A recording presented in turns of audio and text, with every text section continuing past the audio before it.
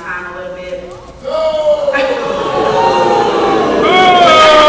Okay, we can get it in, and that's probably a good thing, because if any of you have heard me on the Empower Hour call, we've renamed that call the Empower 2-Hour call. So it's my pleasure to be on this stage once again in representation of the Power Network, of our leadership, of just being a regular, everyday person that did a few simple, consistent things over time that allowed me to rebuild my life, like Tony Rush shared. And my goal in the time that I have with you is to really help you dig down and deep and really understand that it ain't that hard. Okay? It ain't that hard. I'm trying to tell you, it ain't that hard.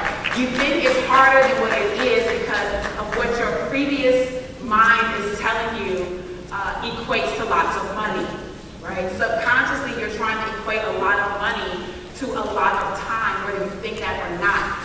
Your only reference point is a job for most of us, right? And the only way you make more money is to get a second job, right? Spend more time. And here what we're saying is stop working so much and make more money, right? It's absolutely possible to do. So how many of you guys actually really deep down in your heart want success in your business? And how many of you would prefer to have it sooner than later? So, if I could share just a couple of ideas with you that will blow this little concept that people say, I don't want to be in a get-rich-quick scheme. We can blow that out of the water to understand that getting rich slow ain't the best idea. Would you be open to that? Yes. Well, before my journey started with the Power Network, I grew up, I'm originally from Chicago, Illinois. I'm a South Sider. And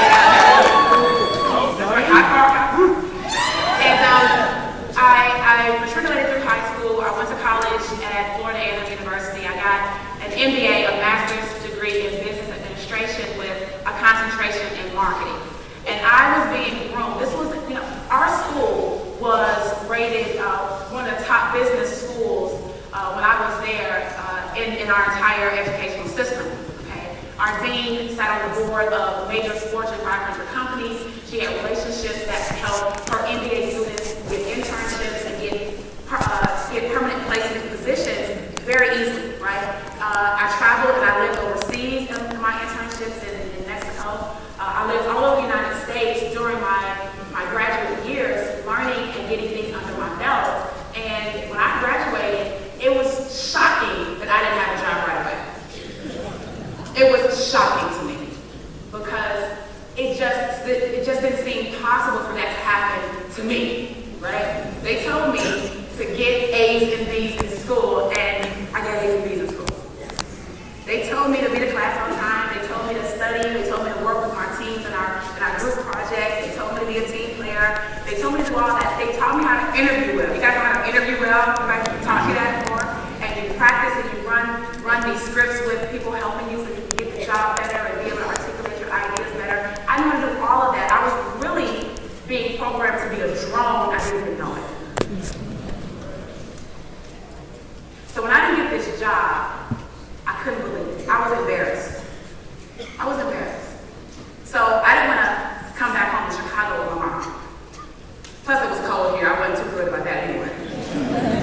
So I stayed in Florida, and then I finally got a position in Atlanta, and I was doing energy marketing. And essentially, I was a marketer, right? What I did was I bought energy at a low price, and I sold energy at what?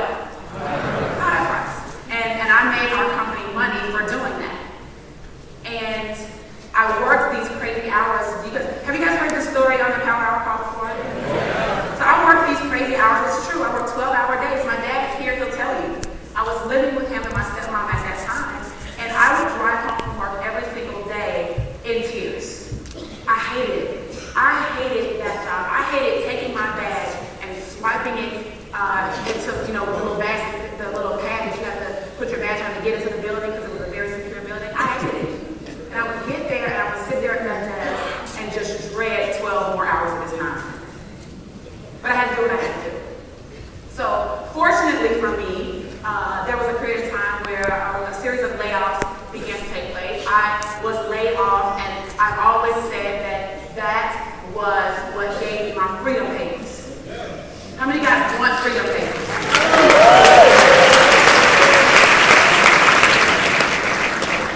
Can I be straight with you guys? You guys know I like to keep it real.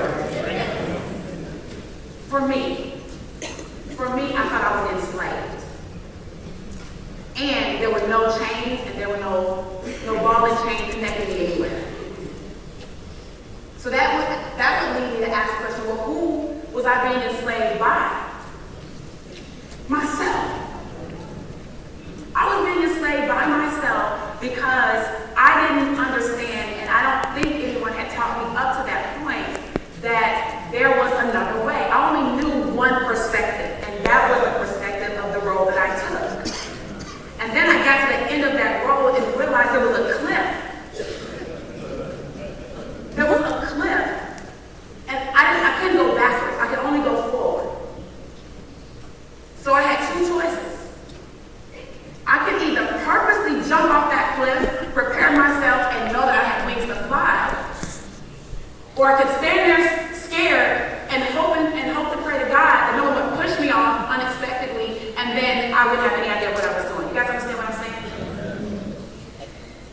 So I chose to stand on that ledge and look out amongst just pure uncertainty and say, well, here's what I do know. I know God didn't make no joke. And I know that there's no way I'm going to do anything to kill myself. Right? And when I say kill myself, I mean in terms of doing intentional harm to myself. I knew that if I jumped off that ledge, my body would automatically go into some type of mechanism that will allow me to stay alive. Right? Financially, mentally, of course, physically, emotionally, spiritually, all of that. I knew that I would stay alive if I would just jump off the ledge, and I realized that I had wings on my way down. On my way down. I didn't sit at the top. I didn't sit at the top and try to figure out every single mechanical thing about how the wings worked. See, a lot of you want to stand at the top of your ledge. You say that you want to jump, but you will not jump because you don't really believe that your wings work. You believe it. You say it. You say it. But you're still standing on the top of the ledge and you're watching everybody else jump in front of you. And then you want to keep asking them, what are they doing? Well, what are you doing? Well, Tony, what's your secret? Well, Vic, what's this? Right? You're watching everybody jump, jump, jump, jump, jump. And all we're saying is that if you just jump, you'll figure it out.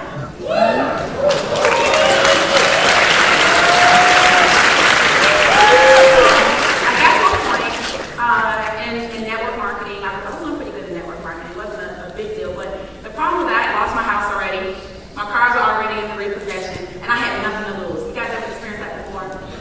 When you have nothing to lose, look, there is no plan B. You heard Vic share it yesterday. There is no plan B. So many people want to have a, if this doesn't work, then I'll just do this. And what we're saying in entrepreneurship is that when you have a vision, that is the only thing that exists, is that vision. There is no secondary option. And that is what makes people great. Now, I'm not saying that in a tactical perspective, you do not plan out certain things. I'm not saying it. I'm saying overall, there is no other option but for me to be successful. You guys hear what I'm saying? So, on my journey of looking for success, I stumbled across a man by the name of David Wood when he and I were both working in another company. And I learned that David was a genius. Like, he was kind of this quirky dude, and I was like, how many of you saw that video the first time? You're like, who is this guy with his curly hair? Well, see, I knew David already by the time that video came out. But he looked at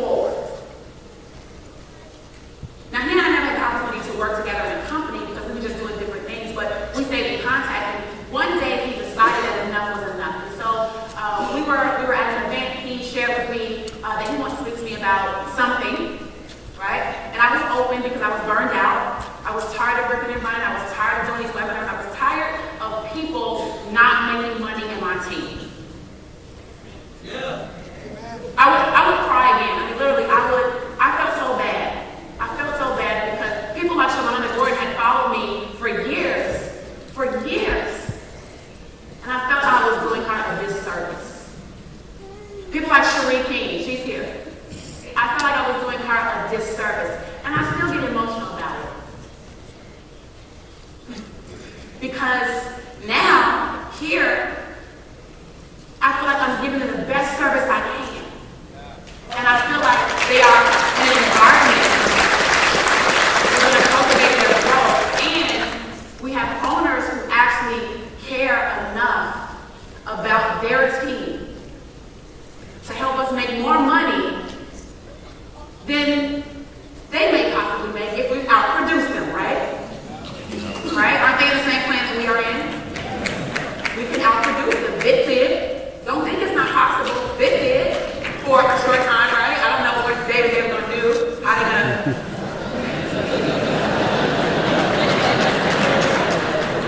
All I know is that things shifted and all of our vision expanded. If you want to be successful in your business, you have to follow and study people who are what? Successful. If you want to be an NFL superstar, who should you study? NFL superstars. If you want to be an Academy Award actor, an Academy Award winning actor or actress, who should you study? Denzel. Or Holly Berry.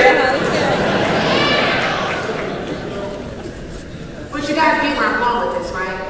You don't study the person that's working their way up. You study the people that already have what you want. It doesn't mean you don't respect the person that's working their way up, but you study the person or the people that already have what you want. Is that correct? So David Wood has an already wanted, which was, for me, I need $30,000 a month consistently. Amen. I need that. Now, I've been toying around between 8 to 10, 8 to 10, 8 to 10, 8 to 10, but I was, and this is $10,000, $8 to $10,000 a month prior to Empower Network, but I was working like a slave. I realized I was enslaving myself all over again. And it doesn't matter how much money you're making when you're enslaving yourself and you feel like you're ball and chain to your computer. When you can't go out. When my dad and my stepmom have to literally call me to plan and make an appointment with me because I have a dang on call every night of the week during prime time where we go to the movies or go to I couldn't even go hang out with my parents. And I felt that if I didn't do what I was doing, my team would fall apart. I feared that my team would fall apart if I wasn't there to mother hen them the entire 24-hour period of 7 days in a week. How can you have a life like that? So when David Wood and David Sharp shared with me Empower Network, I was open. I was open because I could do something different. I couldn't do this. I was having headaches all the time. My side was hurting all the time. And there's nothing wrong with me. I knew it was self-inflicted. So I started, and all I really wanted, this is my goal, you have your goal, all I really wanted was $30,000 a month. That was my thing. If I could triple where I was at, I would be a happy camper.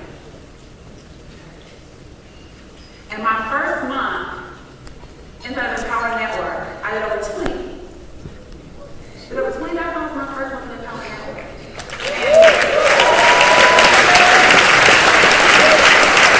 And of course, there's the income disclosure, right? Guys, you don't get something from nothing. You can't stare at your computer all day and think about blogging, and think about running an advertising campaign, and think about making a post, and think about how much you want, and meditate and do all these things that I do without the action behind it. So you gotta work your ass off a little bit at the beginning.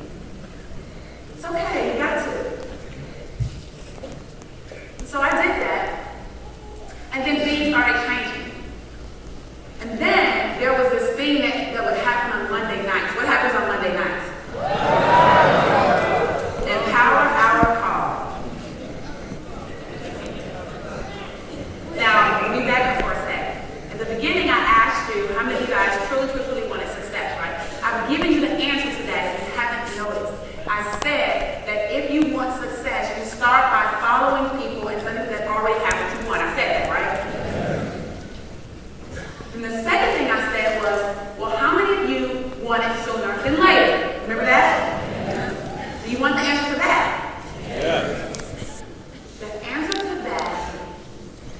is plug yourself in as often as humanly possible to listen and gain information from the people who are actively building their businesses via what we call the Empower Hour call. A lot of you guys are saying that you need someone to mentor you or hold your hand. No, what you need to do is get on the Empower Hour call. You need to have the inner circle, and you need to go back and listen to all of the mentorship that is being disseminated by every single leader inside of Empower Network every Monday night for an hour or two.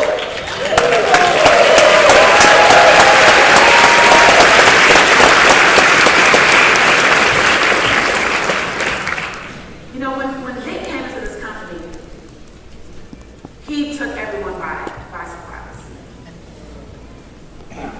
And I'm so thankful for that, because maybe I had gotten complacent. So when I learned that he was going to be speaking on the Empower Hour call, I hot-tailed it to that phone. I mean, look, whatever's going on at home, I don't know what y'all gonna eat, I don't know. I don't know what this issue is, no, I don't know where anything is. All I know is that at 8:56, I need to be diving in to our Empower Hour call, because a man who made $700,000 in a month is about to open his mouth, and I need to hear whatever you got to say.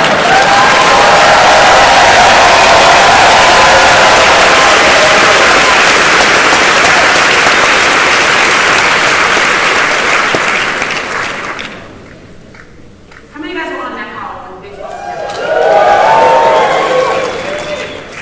How many of you guys remember one of the books he told us to read? How many of you have read it?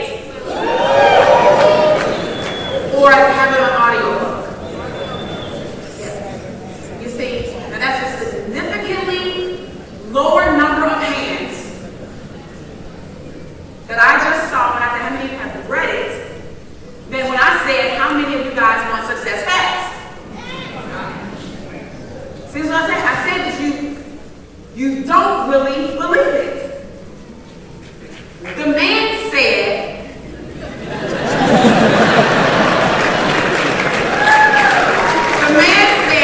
read this book. What's the secret? Do what he says.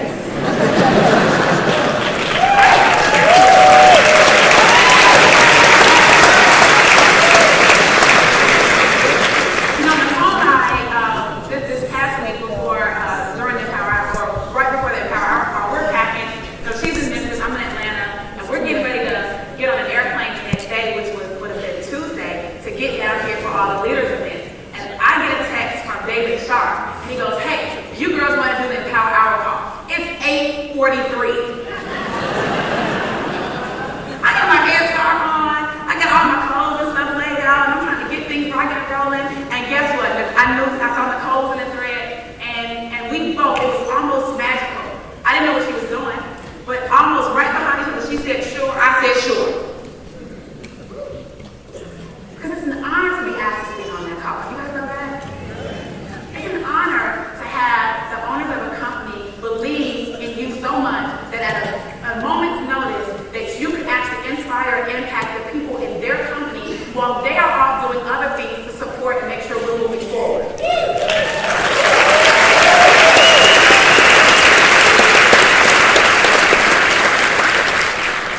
So we get on this call and we talk for 2 hours. And we share stories, we did all these different things, but I want you to understand that this call can change your life if you just make the commitment, just like you would make the commitment every week to go to your daughter's ballet class. Just like you would make the commitment to go to your son's track meet. Just like you would make the commitment every day to be at your job on time in your seat. If you would block out 2 hours of your time on a Monday night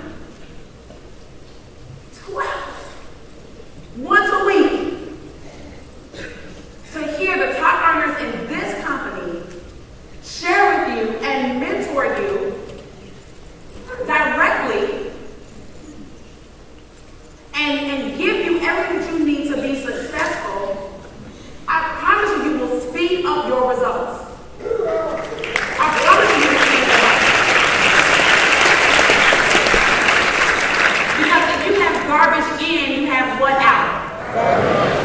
So if you're not putting in the good stuff, then clearly you can't blog and inspire good stuff. You're not going to be inspired to write an ad that compels people to want to join you. You got to understand that it starts in here and in here. It's not anything that anybody can say verbatim. I mean, there are some things that can be said, but it may still not work for you. You can take the same ad that I use, and it's still not. You know, with my team, I don't have Facebook, right? And I've given my team the exact Facebook, guys, the exact Facebook script, right? The exact Facebook script that I use to this day, right now, that I've been using for the past year and a half. And do you know that there are still people that will say, well, I didn't want to use the script because I didn't want to say it just like that. I thought I didn't put my own spin on it.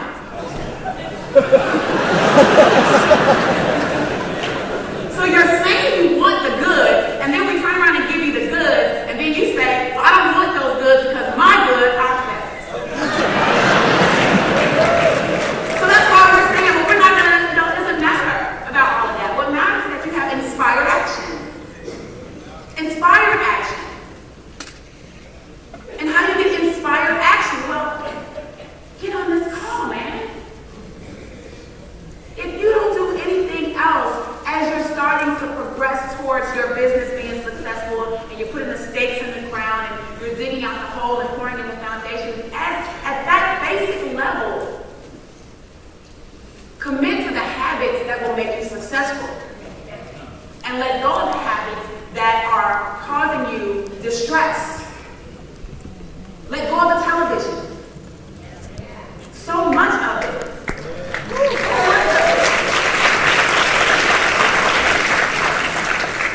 No, in my car, it's literally like the library on wheels. Right? And I've got meditation music in there, I've got trainings in there, I've got inner circle stuff on my iPhone that I can connect in there and all that stuff. And the kids get in the car like, we don't want to hear that. I honor that sometimes, but sometimes I make them listen. Sometimes. Some of this stuff is a little over their head, but, I'd rather be a little over their head and they be exposed to it just a little bit at a time than to go through life like I did and never even know what it is.